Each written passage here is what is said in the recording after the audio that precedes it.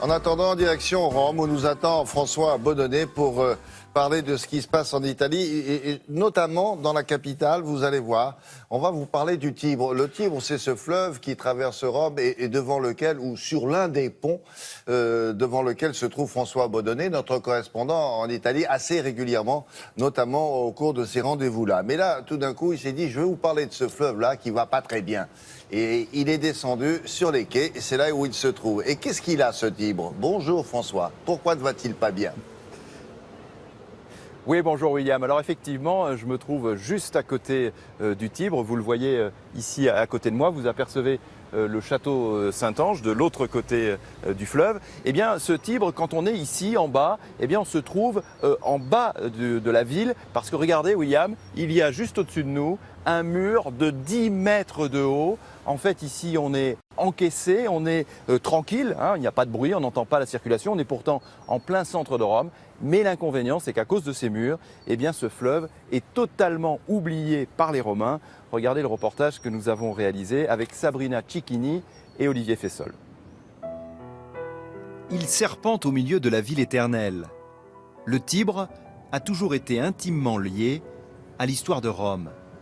Mais aujourd'hui, ce fleuve est un intrus dans sa propre cité. Il coule emprisonné entre d'immenses murs.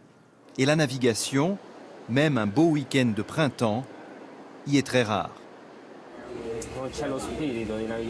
Aujourd'hui, plus personne n'a le réflexe de naviguer sur le Tibre, alors qu'au temps des Romains, eh bien, c'était leur moyen de communication.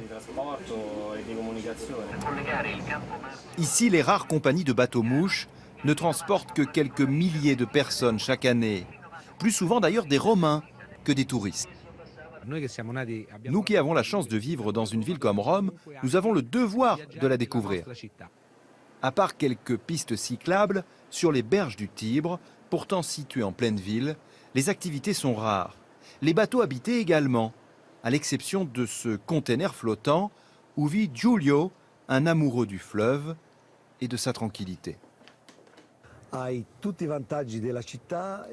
Ici, j'ai tous les avantages de la ville, tout en étant en dehors de l'agitation. Je vis comme un ermite à 11 mètres en dessous de la ville, parce que c'est la hauteur de ces murs. Et si les murs autour du Tibre sont si hauts, c'est que ces inondations font peur. À Rome, le Tibre, gonflé par les pluies de novembre, est sorti de son lit. Et les rues de la capitale italienne se sont transformées en rivières dont l'eau boueuse a recouvert les trottoirs, envahi les maisons. Et c'est peut-être pour cela qu'aujourd'hui, le fleuve est laissé à l'abandon par les autorités de la ville.